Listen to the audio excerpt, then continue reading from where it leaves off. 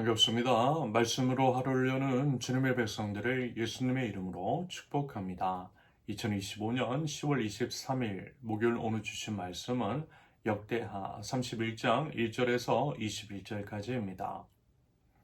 거기에 있던 모든 이스라엘 사람들은 이 모든 일을 마치고 나서 각각 유다의 여러 성읍으로 돌아다니며 기둥 석상을 산산이 부수고 아세라 목상을 찍어버리고 유다와 베냐민과 에브라임과 므낫세 온 땅에서 산당과 제단을 하나도 남기지 않고 없앤 다음에 각자의 고향, 자기들의 유산이 있는 곳으로 돌아갔다. 히스기야는 레위 사람들과 제사장들을 갈래를 따라 다시 조직하여 각자에게 특수한 임무를 맡겼다. 제사장들과 레위 사람들은 각자 맡은 임무에 따라 번제를 드리는 일, 화목제를 드리는 일, 성전 예배에 참석하는 일, 주님의 성전 여러 곳에서 찬양과 감사의 노래를 부르는 일을 하였다. 왕도 자기 가축들 가운데서 아침 저녁으로 드리는 번제에 쓸 짐승을 바치게 하고 또 안식일과 초하루와 기타 절기의 번제에 쓸 짐승을 바치게 하였으니 모두 율법에 규정된 대로 하였다. 그는 제사장들과 레위 사람들이 주님의 율법을 지키는 일에만 전념할 수 있게 하려고 예루살렘에 사는 백성에게 명령을 내려서 제사장들과 레위 사람들의 몫을 가져오게 하였다. 왕이 명령을 내리니 유다에 와서 사는 이스라엘 자손이 곡식과 포도주와 기름과 꿀과 각종 농산물의 첫 수확을 넉넉히 가져왔고 모든 것의 11조를 많이 가져왔다. 유다의 여러 성읍에 사는 이스라엘 자손과 유다 자손도 소와 양의 11조를 가져왔고 주 하나님께 거룩하게 구별하여 드린 물건의 11조를 가져왔다. 이렇게 가져온 것을 차곡차곡 더미가 되도록 쌓았다. 셋째 달에 쌓기 시작하여 일을 끝낸 것이 일곱째 달이었다. 히스기야와 대신들이 와서 이 더미를 보고서 주님을 찬양하고 백성을 칭찬하였다. 히스기야 왕이 제사장들과 레위 사람들에게 예물 더미에 대하여 묻자 사독의 자손인 아사랴 대제사장이 왕에게 대답하였다. 백성이 주님의 성전에 예물을 드리기 시작하면서부터 우리는 먹을 것이 넉넉하게 공급받았을 뿐 아니라 남은 것이 이렇게 많습니다. 남은 것이 이렇게 많이 쌓인 것은 주님께서 그의 백성에게 복을 베푸신 까닭일 줄로 압니다. 히스기야가 주님의 성전 안에 방을 마련하도록 명령을 내리니 곧 방을 마련하고 모든 예물과 11조와 거룩한 물건들을 각 방으로 날라다가 정확하게 보관하였다. 이 일을 책임진 사람은 레위 사람 고나냐이고 부책임자는 그의 아우 시므이이다. 이 두 사람의 지시를 받으며 함께 일할 사람으로는 여이엘과 아사시야와 나핫과 아사헬과 여리목과 요사밧과 엘리엘과 이스마갸와 마핫과 분하야가 임명되었다. 히스기야 왕과 하나님의 성전을 관리하는 아사랴가 레위 사람 10명에게 이런 일을 맡겼다. 또 성전 동쪽 문을 지키는 레위 사람 임나의 아들 고레는 백성이 하나님께 즐거이 드리는 예물을 받아서 주님께 드리는 일과 가장 거룩한 것을 제사장들에게 나눠주는 일을 맡았다. 고레의 지시를 받아 함께 일할 사람으로는 에덴과 미냐민과 예수야와 스마야와 아마랴와 스가냐가 임명되었다. 그들은 제사장들이 사는 성읍으로 다니면서 동료 레위 사람들에게 임무에 따라 공정하게 먹을 몫을 나누어 주었다. 3살 이상으로 족보에 기록된 모든 남자들 외에도 날마다 주님의 성전의 순서에 따라 들어가서 책임을 수행하는 남자들에게도 몫을 나누어 주었다. 가문별로 족보에 기록된 제사장들과 그들의 갈래에 따라 임무를 맡은 20살이 넘은 레위 사람들에게도 몫을 나누어 주었다. 또 족보에 기록된 온 회중의 자녀와 아내가 딸린 식구들에게도 먹을 몫을 나누어 주었다. 그들 또한 언제라도 필요하면 그들은 이제 신성한 임무를 수행할 준비를 하고 있어야 하기 때문이다. 아론의 자손에게 할당된 성읍과 거기에 딸린 목장에 살고 있는 제사장들도 있었는데 이들 제사장 가문의 모든 남자들과 레위 사람으로 등록된 남자들에게도 먹을 몫을 나누어 주었다. 히스기야는 유다 전역에서 이렇게 하였다. 그는 주 하나님 앞에서 선하고 정직하고 진실하게 일을 처리하였다. 그는 하나님의 성전을 관리하는 일이나 율법을 지키는 일이나 하나님을 섬기는 일이나 하는 일마다 최선을 다하였으므로 하는 일마다 잘 되었다. 아멘. 하나님은 생명이십니다. 생명이 주님이신 하나님이세요. 생명의 하나님, 하나님의 말씀도 생명이지요. 하나님의 말씀을 통해 온 우주 만물은요, 생명을 얻게 됩니다. 이것의 의미는 이런 것이죠. 먼저는 예수 그리스도의 구원의 소식이 말씀 안에 담겨 있기 때문에 생명이라는 것입니다. 구원은 예수님을 믿음으로 얻고 믿음은 하나님의 말씀으로 말미암는 것입니다. 이 모든 것은 하나님의 은혜이지요. 로마서 10장 17절 그러므로 믿음은 들음에서 생기고 들음은 그리스도를 전하는 말씀에서 비롯됩니다.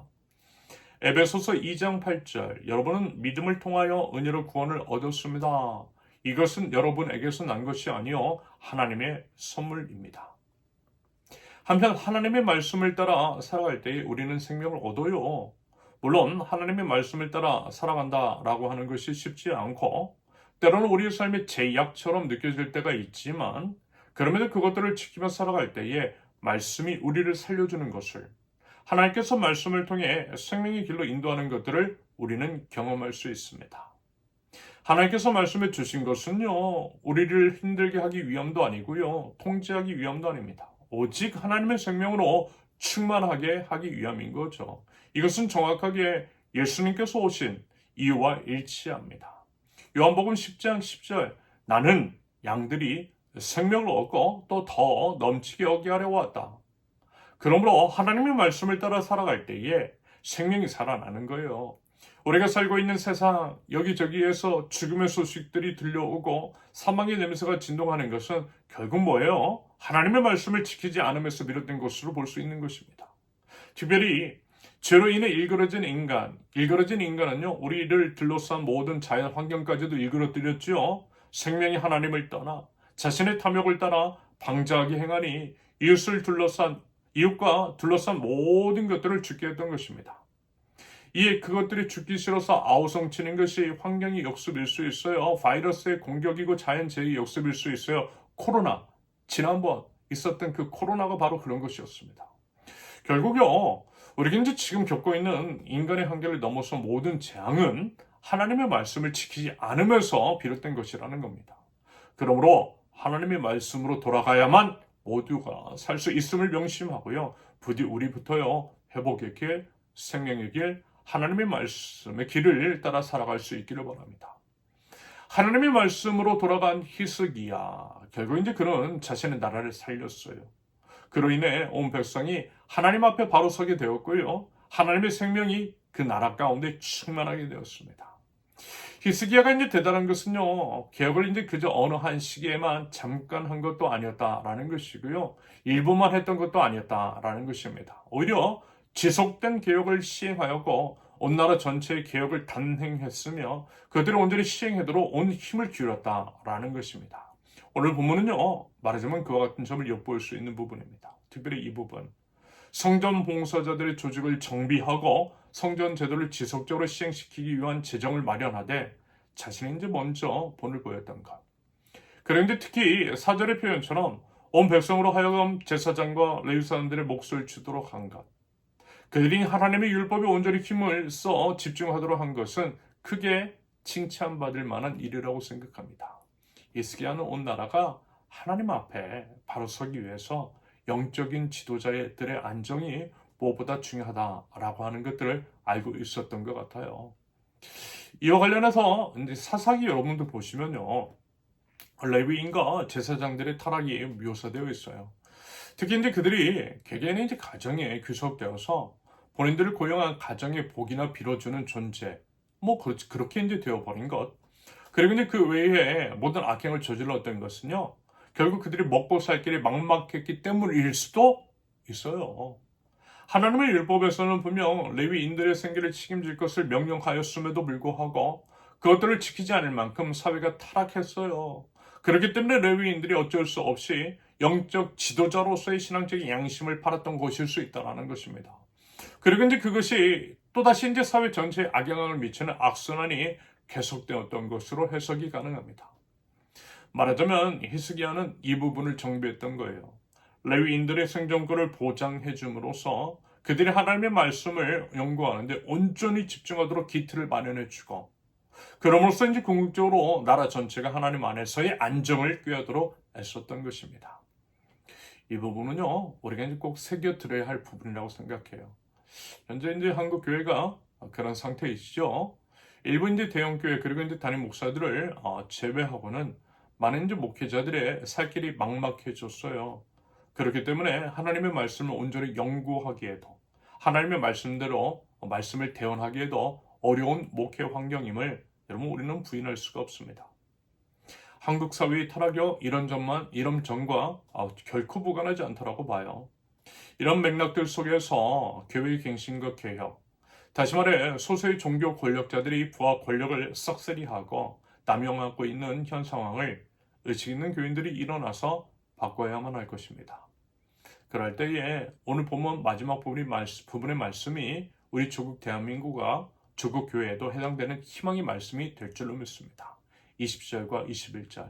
히스기야는 유다 전역에서 이렇게 하였다. 그는 주 하나님 앞에서 선하고 정직하고 진실하게 일을 처리하였다.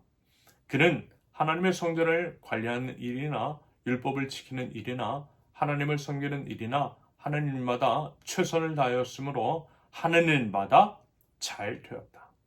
부디어 하나님 안에서 이 땅에 그리고 우리의 교회에 온전한 회복을 위해서 기도하고요.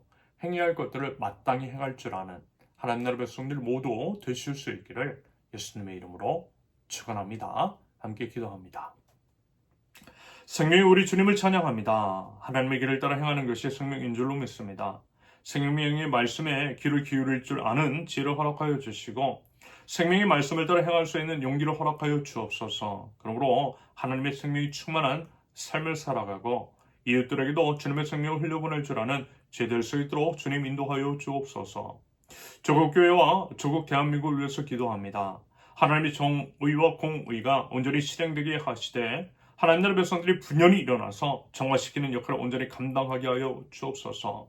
그러므로서 이 땅이 온전히 회복되고 하나님께서 기뻐 받으실 만한 조국 대한민국과 또 조국 교회가 될 수 있도록 주님 은혜의 은혜를 더하여 주시옵소서. 예수님의 이름으로 기도합니다. 아멘. 하나님께서 오늘 주신 말씀과 각자의 기도 제목을 놓고 우리 잠시 기도합니다.